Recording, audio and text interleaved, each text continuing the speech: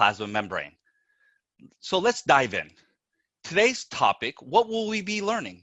Well, we're going to look at the structure of phospholipids and how they establish and maintain the internal environment of the cell. We'll look at the roles that proteins play in maintaining the internal environment. And finally, we'll look at the structure and framework of the fluid mosaic model of the cell membranes. So the cell membrane provides a boundary between the interior of the cell and the outside environment. This allows the cell and the cell membrane to control the transport of materials in and out of the cell. So what are these cell membranes made up of? They're made up of phospholipids. Phospholipids are amphipathic. They're both hydrophilic and hydrophobic at the same time.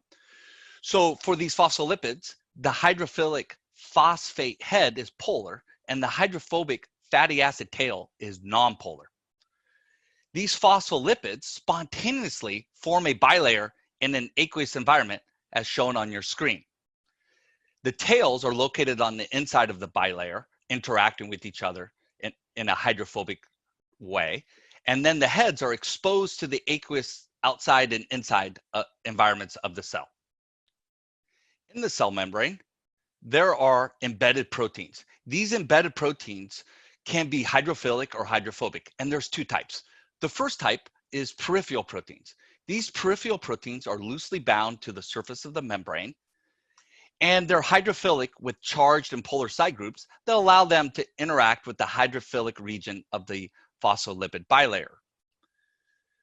The other type of protein is the integral protein. The integral proteins span the membrane, and they are hydrophilic with charged and polar side groups on the ends when they interact with the hydrophilic regions of the phospholipid bilayer, but they're also hydrophobic with non-polar side groups that penetrate the hydrophobic interior of the bilayer. An example of an integral protein is the transmembrane proteins. These proteins have a variety of functions.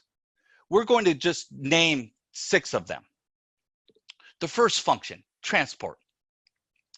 Another function would be cell-to-cell recognition. A third function, enzymatic activity.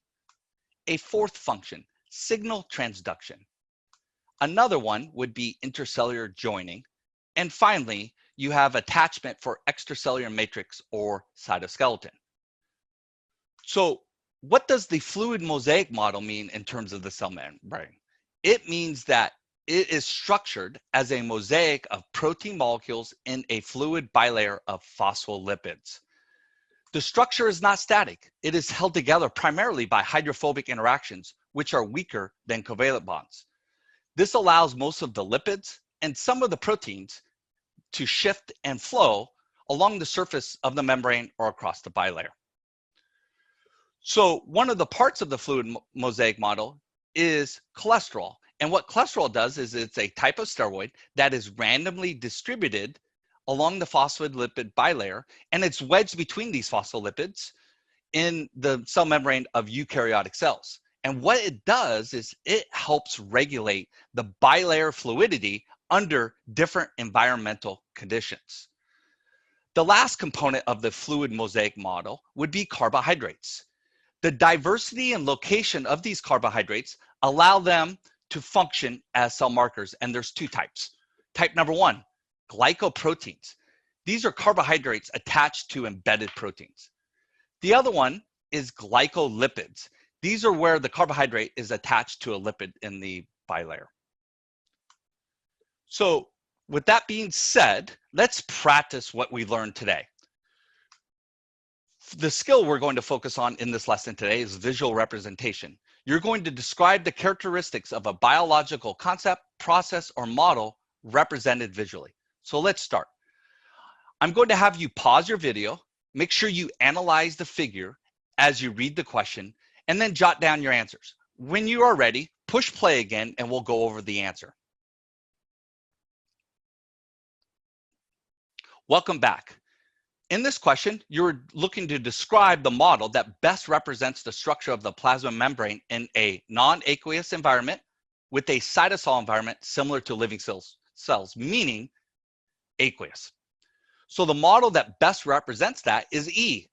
Since the phospholipid heads are orientated towards the aqueous environment and the hydrophobic tails are orientated towards the non-aqueous environment. So what should you take away from today? Well, first, that the phospholipid spontaneously form a bilayer in an aqueous environment with the hydrophilic heads on the outside and the hydrophobic tails on the inside. The embedded proteins can be hydrophilic or hydrophobic. The embedded proteins also have a variety of functions ranging from transport to signal transduction. And finally, the fluid mosaic model consists of a structural framework of phospholipid molecules that are embedded with proteins, steroids such as cholesterol, glycoproteins, glycolipids that can flow and shift within that cell membrane. Well, thank you for your time. I hope it was worth your time.